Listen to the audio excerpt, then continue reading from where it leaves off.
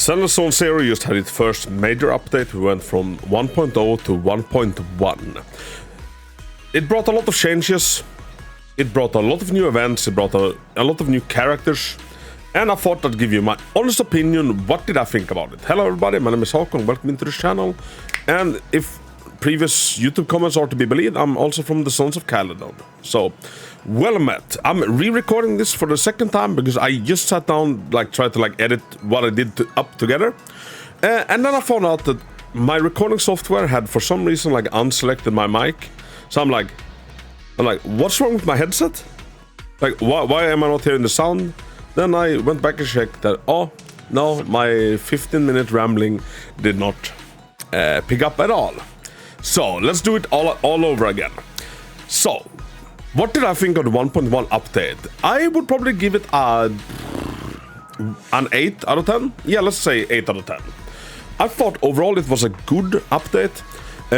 Most and foremost, I think that the important thing to note and to take away from it is that they are heading in the right direction. I'm having a lot of fun with Zenless. I love Zenless Zone Zero. I think it might be my favorite horror game so far. But there are some things that needs to be, polished and switched around a little bit. And I think that we're heading in the right direction. So one and the biggest takeaway is they are listening, they are heading in the right direction. Now, does the 1.1 fix the game for anybody that's booted up Zenless Zone Zero in the 1.0, played it, decided that they hated it, did any of what we got fix the game? No. If you still hated Zenless Zone Zero for 1.0, well, we can't all have good tastes, can we? I don't think that 1.1 does enough to bring anybody back. But I do, however, think that if you enjoyed the 1.0, you enjoyed 1.1 even more. The story that we got, story spoiler for anybody that hasn't done it, jump forward 1 minute. The story that we got was very interesting. I personally really liked it. It has a little bit more of a serious tone rather than when we went around with the Balebog gang and hunted down machines that are gone sentient because, well, Grace has input a very advanced AI into them for fun. Here, it's a little bit more of a, almost like crime drama. Jane Doe is working on the cover, something I went on recording and said I think she's undercover and she's actually belongs to the police. And Seth managed to get himself captured because he wasn't in on the plan.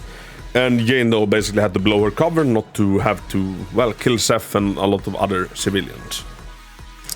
Getting to walk around as Jane Doe, experience the story from her perspective was very interesting, and I hope that's a way of storytelling that we're gonna be getting more of in future content, because I would really enjoy that, and I really enjoyed what we got here. So, good job on the story.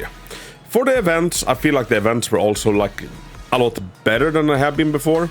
The 1.0 events were kind of lacking. It's oh, here, now you remember the arcade? Well, now the arcade is an event, but it's the same games. Only now you get a little bit of rewards. It's alright. They've reduced the amount of TVs that we have to interact with, the Holo Zero. The Holo Zero is reduced in general. You get a lot more said credits whenever you do it.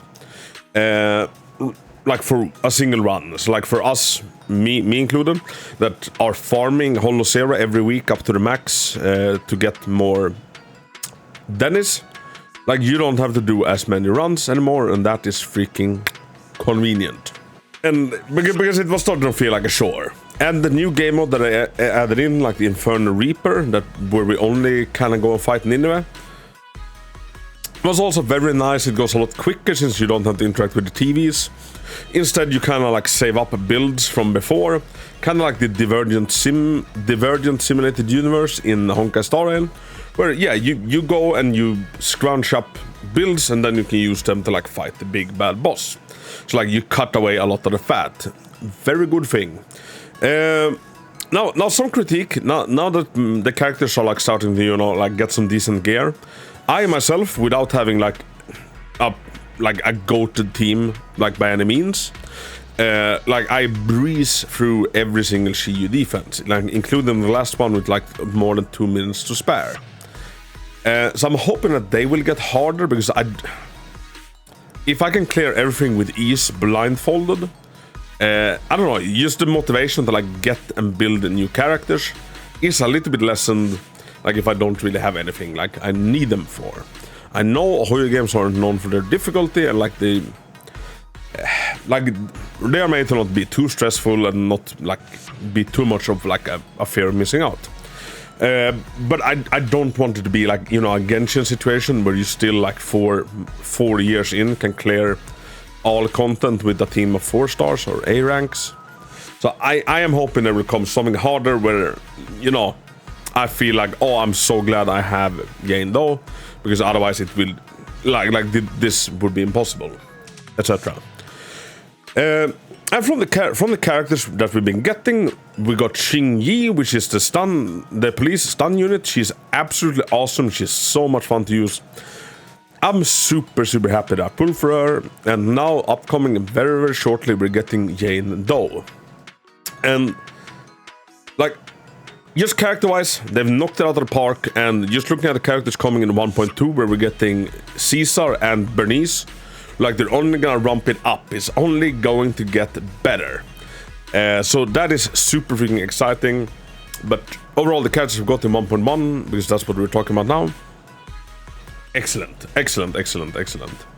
Now, Jane doesn't necessarily feel like an anomaly character. Like, she feels like a mix between like Nekomata and Piper. But she was really fun and unique to use, and I'm hoping to get to like Constellation 2, hopefully. Pulling party over on Twitch when the time is right, if you want to see it. But yeah, overall, 1.1, good update, good events, steps in right direction. Was it perfect? Have they ironed out every bump yet? No. But I'd say this is a solid step in the right direction. I'd give it a 8 out of 10. Tell me, dear viewer, what would you rank the 1.1 update in Zenless? Would you give it a 5? Let me know. What was your favorite thing about it? What was your least favorite? What you're hoping to see in the future? And if you liked the video, thumbs up. I've subscribed to the channel. Would help me out a lot. Thanks so much for watching. Until next time, Hako out.